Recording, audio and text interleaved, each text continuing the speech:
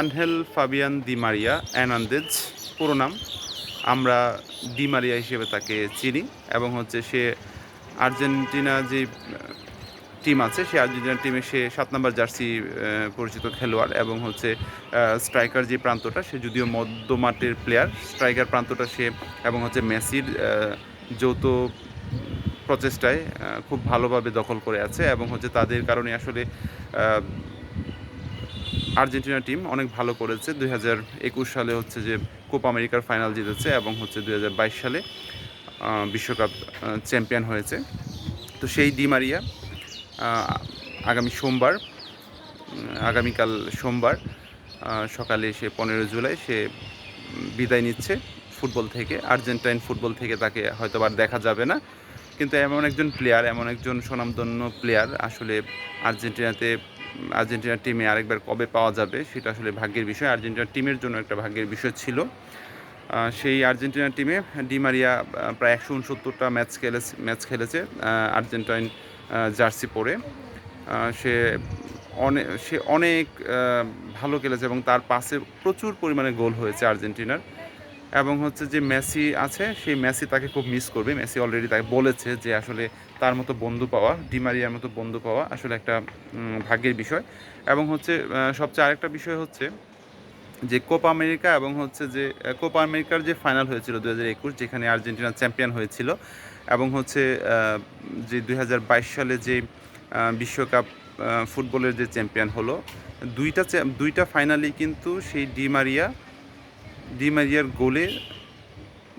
গোল করেছে এবং সেই ফাইনালগুলোতে জিতেছে। সেটা হচ্ছে আর্জেন্টিনার জন্য একটা বিশাল একটা পাওয়া। এবং ডি মারিয়া প্রত্যেকটা ফাইনালে 2021-এর কোপা আমেরিকা এবং 2022-এর বিশ্বকাপ দুইটা ফাইনালেই সে ফাইনালে গোল করেছে, আর্জেন্টিনা জিতেছে। এবং সে আশা আমরা এইবার কোপা আমেরিকার ফাইনালে হয়তো আশা করি যে কোপা আমেরিকার ফাইনালে ডি মারিয়া হয়তো বা গোল করবে, কারণ ফাইনাল আসলেই, যে কোনো ফাইনাল আসলেই ডি মারিয়া জেগে ওঠে। ডি মারিয়ার একটা ভালো একটা ফুটবল আমরা দেখতে পারি ফাইনাল ম্যাচগুলোতে। শুধু ফাইনাল না, সে প্রত্যেকটা ম্যাচেই ভালো খেলে এবং এই জন্যই ডি মারিয়া প্রত্যেকের আসলে মন জয় করে আছে। সেই ডি মারিয়ার হয়তোবা ডি মারিয়াকে আমরা ফুটবলে আর দেখতে পাবো না। বিশ্বকাপ শুধু আর্জেন্টাইন ফুটবল না, সে হয়তোবা কাপ ফুটবল যেই ক্লাব ফুটবলগুলো আছে সেই ক্লাব ফুটবলগুলোতে হয়তো আর দেখা যাবে না। সে রিয়াল মাদ্রিদে অনেক বছর খেলেছে, তখন হয়তো আমি রিয়াল মাদ্রিদের খেলা দেখতাম তার জন্য। তো রিয়াল মাদ্রিদ অনেক বছর সে খেলেছে, তারপর অন্যান্য ক্লাবেও সে খেলেছে। তো হয়তো বা ক্লাব ফুটবলও দেখবো না, তবে এরকম একজন কিংবদন্তি আর্জেন্টাইনদের জন্য আসলে পাওয়া ভাগ্যের বিষয় এবং কিংবদন্তিকে খুব মিস করবো আমরা হয়তো বা খেলা আসলে আমরা যে নামগুলো মানে আর্জেন্টিনা যখন খেলা দেখতে যাই তখন যেই নামগুলো আসে সেগুলো হচ্ছে মেসি, মারিয়া, এই নামগুলো কিন্তু সবচেয়ে বেশি আসে। তো সেই ডি মারিয়াকে খুব মিস করব।